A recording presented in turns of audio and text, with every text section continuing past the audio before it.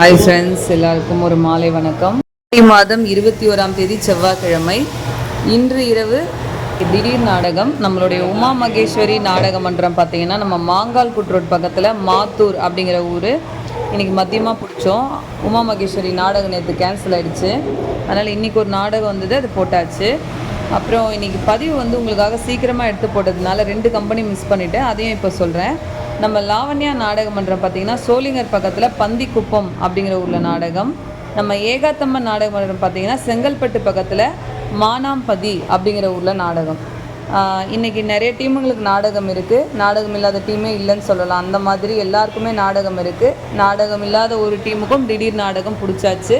இந்த மாதிரி திடீர் நாடகம்லாம் கொடுத்து நாடக கலைக்கு வாய்ப்பு கொடுக்குற நாடக கலை ரசிகர்களுக்கும் ஒவ்வொரு ஊர் கிராம பொதுமக்களுக்கும் கிராம தலைவர்களுக்கும் இளைஞர்களுக்கும் நம்ம ஆரணி சிவா அம்மு கலை குடும்பத்தின் சார்பாக மனமார்ந்த நன்றி. இந்த ஆடி மாதத்தில் தான் பார்த்திங்கன்னா பம்பக்காரம் நாடகக்காரம் பிழைக்கிற மாதமே இந்த ஆடி மாதம்தான். இந்த மாதிரி நாட்களில் தான் எல்லா நாளுமே தொடர்ந்து தொழில் இருக்கும்.